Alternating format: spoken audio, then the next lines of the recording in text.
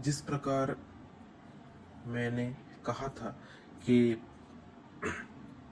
क्रिया शरीर की जो भी हमने ऑडियोज इसके पहले देखे हैं, उसी प्रकार से क्रिया शरीर सब्जेक्ट को ही केंद्र स्थान पे रखते हुए इसके बाद के भी हम ऑडियो देखेंगे।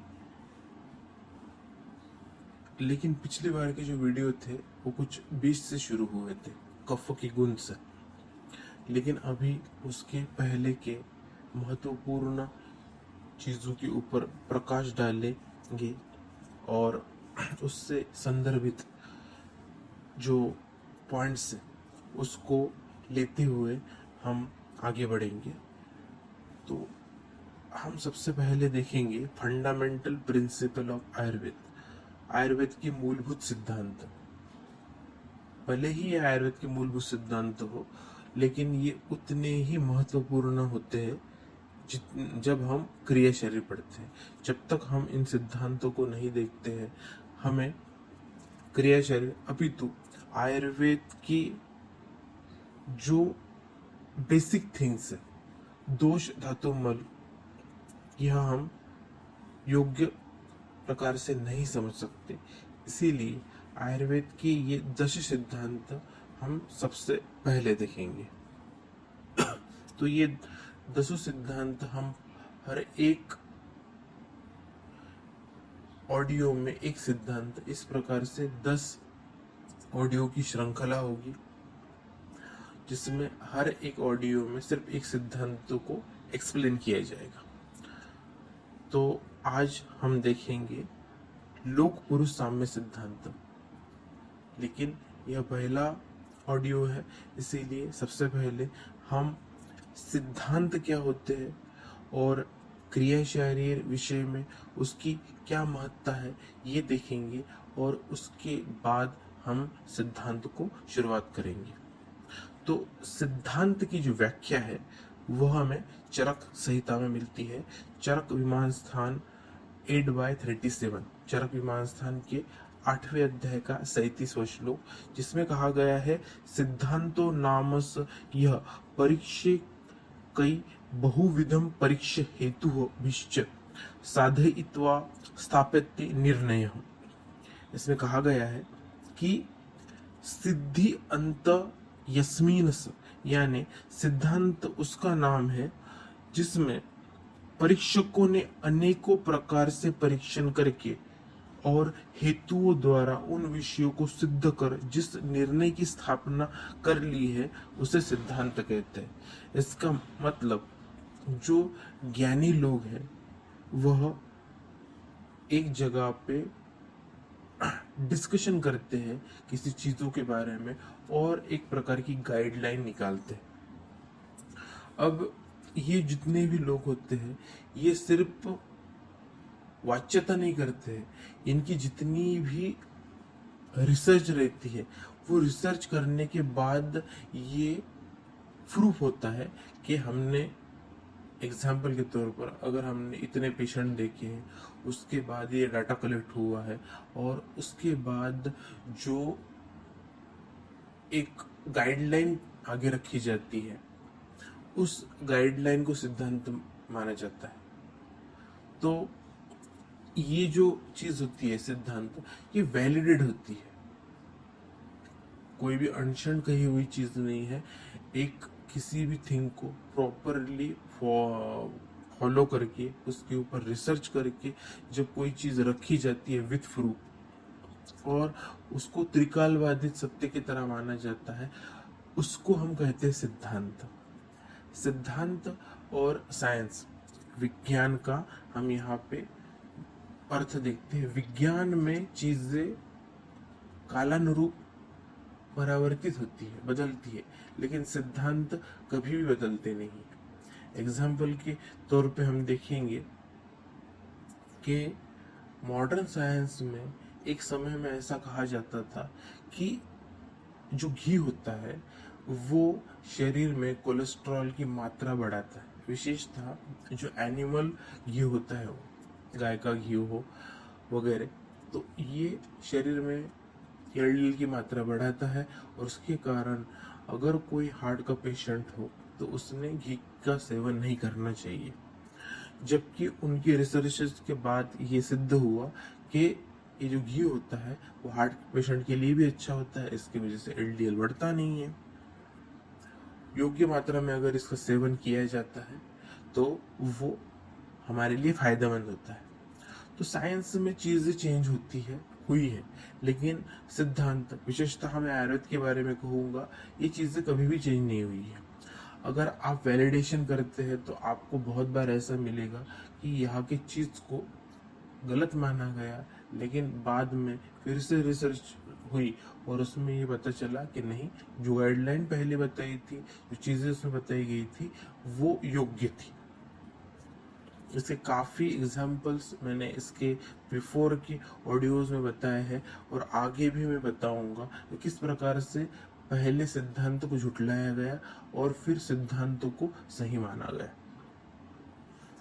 अभी के लिए इस व्याख्या में सिर्फ इतना बताया गया है कि ज्ञानी लोग जब काफी परीक्षणों के बाद कोई बात कहते हैं किसी विषय के ऊपर और ये निर्णय लिया जाता है कि इस प्रकार की चीजें आगे चलेंगी, उसको सिद्धांत कहा जाता है, प्रिंसिपल्स कहा जाता है। इसके उपरांत देखते हैं कि शरीर क्रिया, जो हमारा सब्जेक्ट है क्रिया शरीर, यानी उसके इस विषय में सिद्धांतों का क्या महत्वपूर्ण है, क्यों महत्वपूर्ण होते हैं। तो कुछ शॉर्ट पॉइंट्स देखेंगे, जिसमें से सबसे पहले शरीर की निर्मित घटकों के बारे में हमें ज्ञान होता है। जब हम सिद्धांत पढ़ते हैं तो उसके कारण हमें जो शरीर के घटक होते हैं उसके बारे में ज्ञान मिलता है। तो दूष धातु मल हो या रचना के अनुसार एक एक अवयव को भी देखा तो उसके बारे में हमें ज्ञान लेना आसान होता है जब हम सिद्धांत पढ़ते हैं। सिद्धांत पढ़ते जाएंगे तो वो चीजें हमें पता चलती जाएगी किस प्रकार से शरीर का ज्ञान लेने के लिए हमें ये सिद्धांत काम में आते हैं। उसके बाद पॉइंट नंबर 2, दोष धातु मल की गुण तथा कार्यों का ज्ञान होता है। तो आयुर्वेद के इस विषय का नाम ही दोष धातु मल विज्ञान कहा गया है। तो दोष धातु मलों के गुणों के तथा कार्यों के बारे में इसके द्वारा ज्ञान मिलता है। उसके उपरांत पॉइंट नंबर 3, विकृति व चिकित्सा किन तत्वों के अनुसार करना आवश्यक है, इसका ज्ञान मिलता है। तो यह सब्जेक्ट है फिजियोलॉजी। फिजियोलॉजी हम समझ पाएंगे तभी हम पैथोलॉजी क्या होती है, यानी उसमें किस प्रकार की इडियोपैथिक थिंग के द्वारा वहाँ पे पैथोलॉजी क्रिएट हुई है और पैथोलॉजी के बाद उसकी ट्रीटमेंट किस तत्वों के अनुसार करनी चाहिए, ये समझने के लिए भी हमें ये सिद्धांत, दश सिद्धांत जानना महत्वपूर्ण है। इस सिद्धांत को अनादि कहा जाता है। अनादि इसलिए कहा गया है क्योंकि इसका हमें न शुरुआत पता है न अंत पता है। ये शाश्वत है, ये कभी भी परिवर्तित होने वाले नहीं है तथा नित्य है, यानी हमारे रोज के जीवन में ये हमें काम में आते हैं। तो आज हम पहले सिद्धांत को शुरुआत करते हैं, जिसका नाम है लोक पुरुष साम्य सिद्धांत। उसको पुरुषो अयम लोक संहिता ऐसे भी कहा जाता है। तो उसका उल्लेख चरक शारीर स्थान में हमें मिलता है 5/3। चरक शारीर स्थान के 5वें अध्याय का 3रा श्लोक, यावंतो ही लोके भाव विशेषत्वांत पुरुषे यावंत पुरुषे तावंते लोके।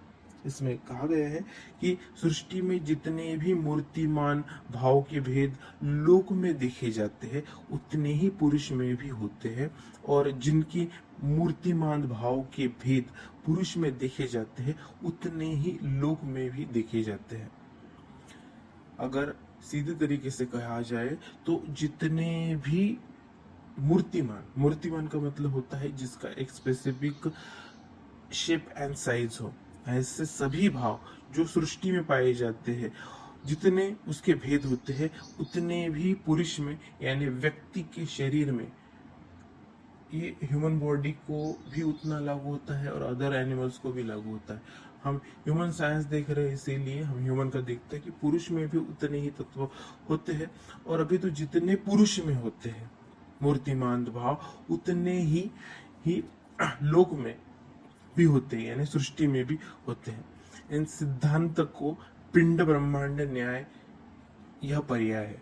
पिंड ब्रह्मांड न्याय यानी यत्र पिंडी तत्र ब्रह्मांड, मतलब जो हम में है पिंड यानी हम और ब्रह्मांड यानी यूनिवर्स, तो जो हम में है वही ब्रह्मांड में है और जो ब्रह्मांड में है वही हम में स्थित है।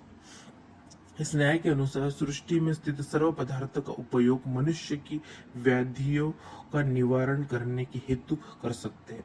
अगर सभी चीजें सृष्टि की हम में है और हमारी सृष्टि में है तो इस धरती पे या फिर यूनिवर्स में मौजूद सभी चीजों का हम उपयोग व्यक्ति के व्याधि के निवारण के लिए कर सकते हैं।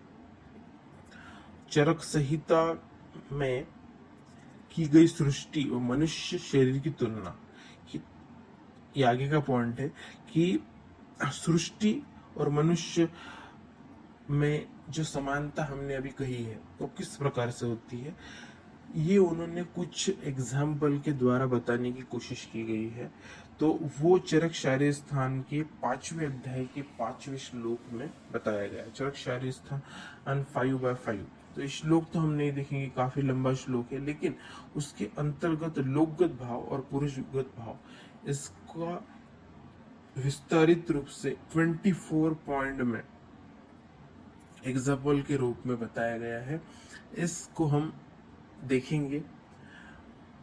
ये पॉइंट देखने के पहले मैं बता दूं, ये पॉइंट जो है काफी हाइपोथेटिकल माइथोलॉजिकल लगते हैं, लेकिन उस काल के अनुसार अगर हमें कोरिलेट करने के लिए इन मुद्दों को बताया गया है। अभी के दृष्टिकोण से देखें तो हम अभी के जो पॉइंट्स है, अभी की जो व्यवस्था है उसके अनुरूप और कुछ एग्जांपल्स उसमें ऐड कर सकते हैं। लेकिन अभी ये सही तुक्त पार्ट है तो हम ये देख लेंगे। बाकी जो पॉइंट्स है, बाकी पॉइंट हम उसके बाद में देखेंगे, लेकिन ग्रंथोक्त 24 पॉइंट से ऐसा हम कहेंगे। उसमें सबसे पहला पॉइंट बताया गया है पृथ्वी, ये लोकगत भाव है तो पुरुषगत भाव है मूर्ति, यानी पृथ्वी जो होती है उसका एक शेप एंड साइज है। उसी प्रकार से शरीर जो होती है तो उस शरीर की अगर मूर्ति का भी हम देखें तो अस्थियों के द्वारा एक स्पेसिफिक शेप एंड साइज होता है।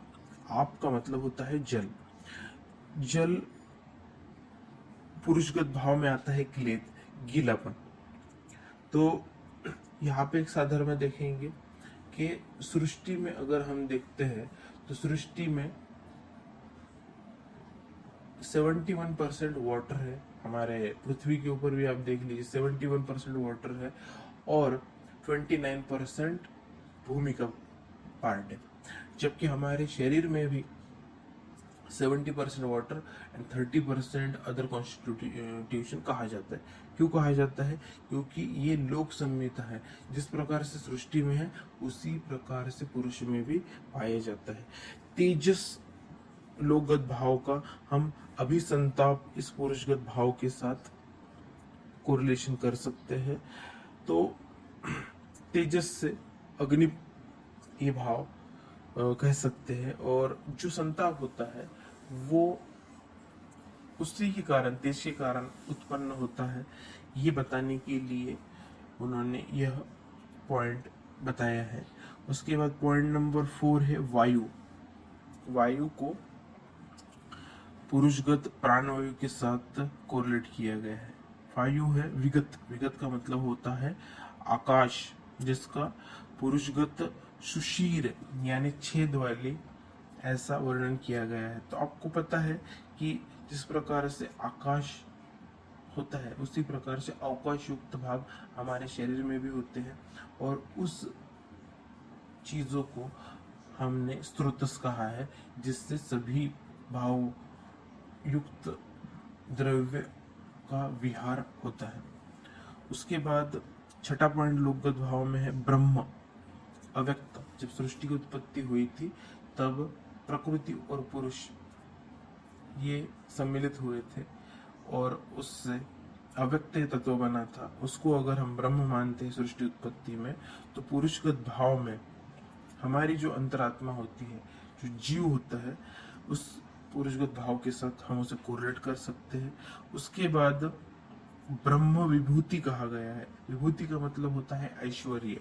तो जिस प्रकार से ब्रह्मा ने इस सृष्टि को बनाया है, ऐसा माना जाता है, तो ये जो भी छोटी चीज से उन्होंने इतनी बड़ी सृष्टि बनाई है, उसी प्रकार से ब्रह्म विभूति, ब्रह्म ऐश्वर्य अंतरात्मा की होती।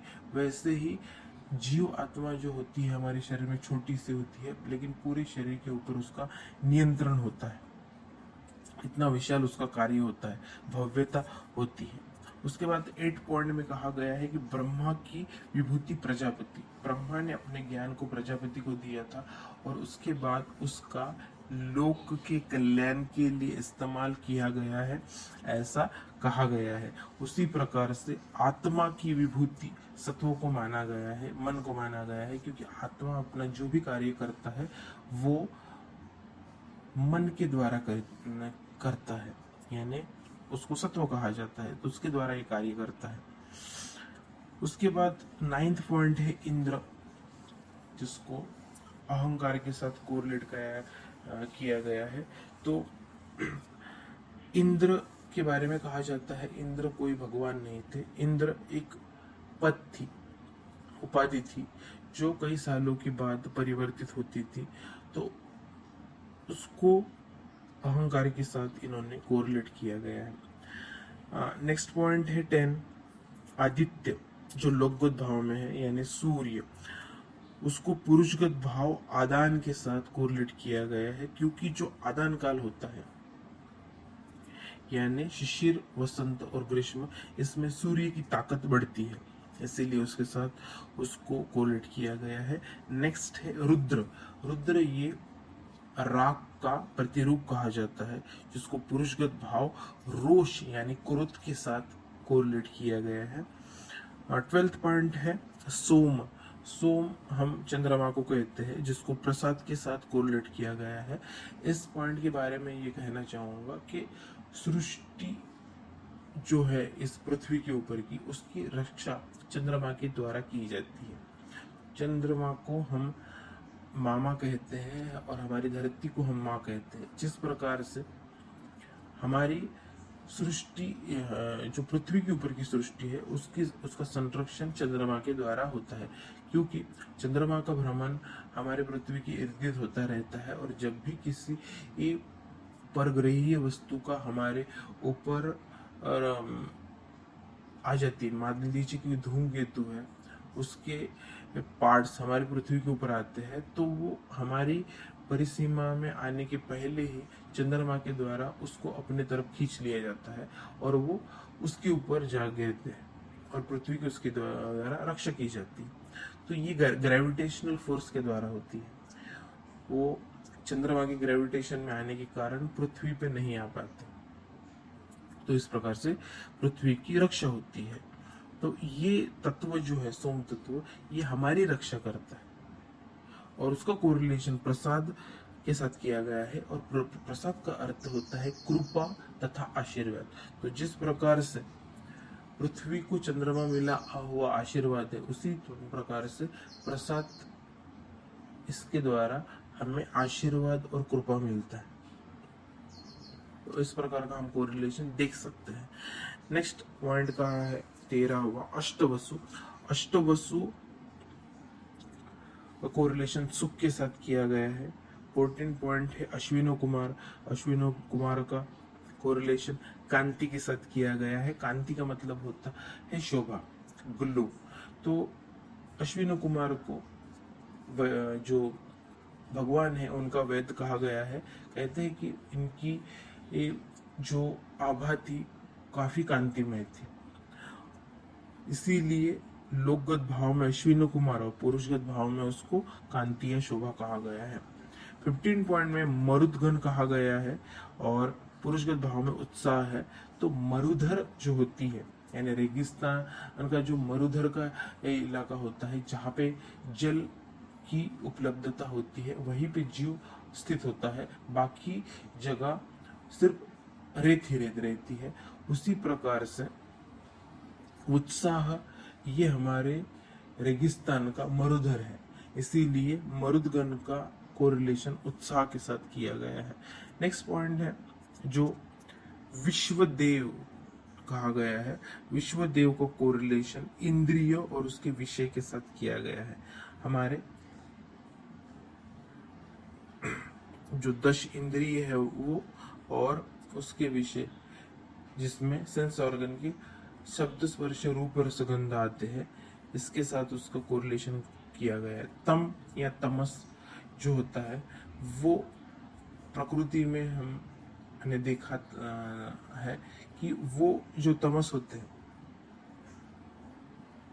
उसका मतलब होता है आलस्य। तो उसका कोरिलेशन त्रिगुण के अंतर्गत तमस का मोह के साथ किया गया है, क्योंकि मोह अगर होता है तो उसके साथ बाकी दुख भी आते हैं। मोह को परिवर्तित कर दिया जाए, छोड़ दिया जाए तो किसी प्रकार का क्लेश नहीं होता है, ऐसा कहा जाता है। नेक्स्ट पॉइंट है 18 ज्योति, कोरिलेशन होता है ज्ञान के साथ। तो ज्योति जो होती है जिस प्रकार से अंधकार को दूर करती है, उसी प्रकार से ज्ञान ये हमारे अज्ञान के अंधकार को दूर करता है। 19 पॉइंट है सर्गादि, जिसको सृष्टि भी कहा गया है। सर्गादि आदि यानी सृष्टि होता है। तो जिस प्रकार से सृष्टि की उत्पत्ति प्रकृति और पुरुष इससे इसके सम्मेलन से हुई थी, उसी प्रकार से पुरुषगत भाव में गर्भाधान कहा गया है। तो गर्भाधान में भी पुरुष शुक्र व स्त्री आर्तव इसका सम्मेलन होकर गर्भोत्पत्ति होती है।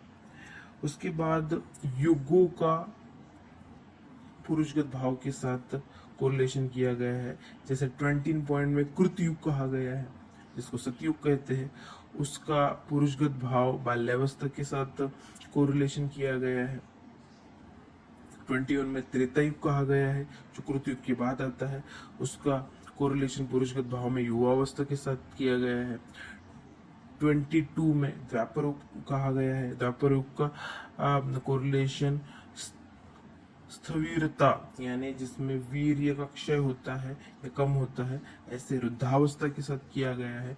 23 पॉइंट में कलियुग का पुरुषगत भाव में बीमार व्यक्ति के साथ, रुग्ण के साथ उसका कोरिलेशन किया गया है, जबकि 24 युगांत काल का पुरुषगत भाव में मरण मृत्यु के साथ कोरिलेशन किया गया है।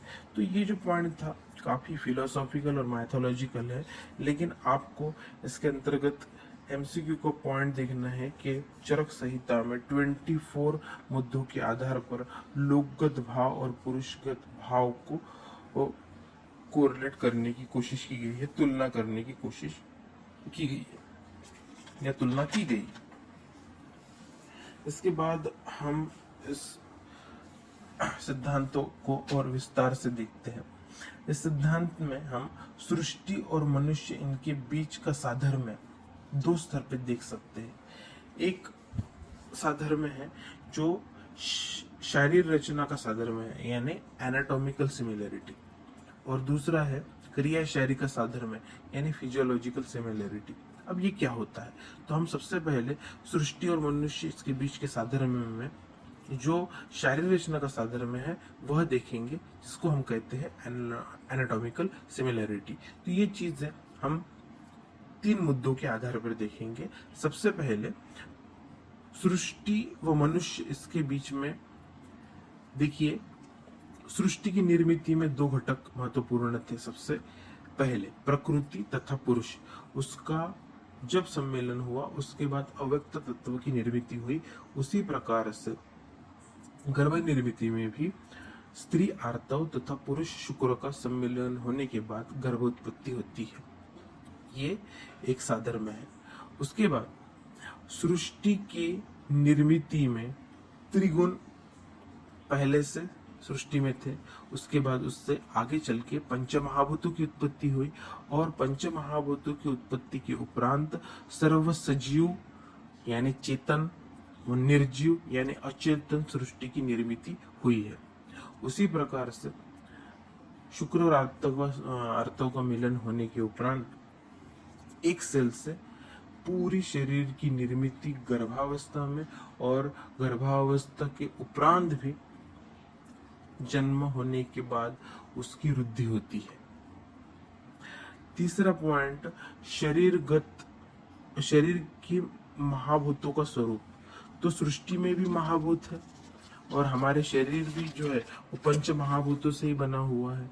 जैसे आकाश महाभूत है, अगर शरीर में उसका परिवर्तन देखेंगे तो हमें शरीर में स्थित सर्वनिर्वात स्थान, एग्जाम्पल के तौर per ear canal, nasal canal, oral cavity, ये सभी आकाश महाभूत के स्थान हम कह सकते हैं।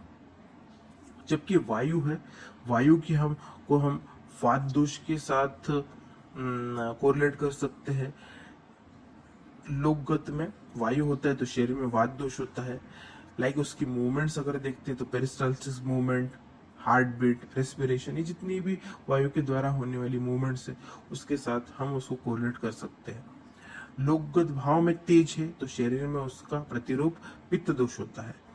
जल महाभूत सृष्टि में होता है तो शरीर के अंतर्गत जितने भी तत्व है जो जलीय है यानी रक्त, मूत्र, स्वेद, अश्रु, इन सभी में जल महाभूत आधिक्य रूप में होता है। पृथ्वी ये लोकगत भाव होता है तो शरीर में अस्थियां, नाखून, केश इत्यादि जो तत्व होते हैं वो परिवर्तित रूप में हमारे शरीर में स्थित होते हैं। शरीर में स्थित दोष, धातु, मल ये पंच महाभूत से ही बने हुए हैं। शरीर को पोषक तत्व सृष्टि से ही मिलते हैं। इस प्रकार सृष्टि व मनुष्य में रचनात्मक साधर्म हम देख सकते हैं। इसके उपरांत हम देखते हैं दूसरा पॉइंट कि क्रिया शरीर का साधर्म है। सृष्टि और मनुष्य का क्रियात्मक साधर्म क्या होता है उसका संबंधित एक श्लोक हमें सुश्रुत संहिता में मिलता है। सुश्रुत सूत्रस्थान 21/8, सुश्रुत सूत्रस्थान की 21वें अध्याय का 8वां श्लोक, जिसमें कहा गया है कि विसर्ग आदान विक्षेपेह सोम सूर्य अनिल यथा धारयन्ति जगदेहम कफ पित्त अनिलस्तथा।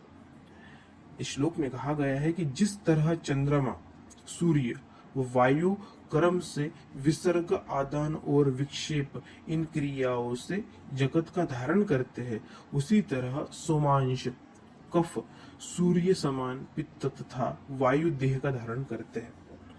इसमें अगर हम इसे विस्तार से समझेंगे तो यही कहा गया है कि जिस प्रकार से सोम यानी चंद्रमा, सूर्य, वायु ये सृष्टि में होते हैं, उसी के प्रतिरूप शरीर में कफ, पित्त और वात दोष होते हैं और वही कार्य शरीर में करते हैं।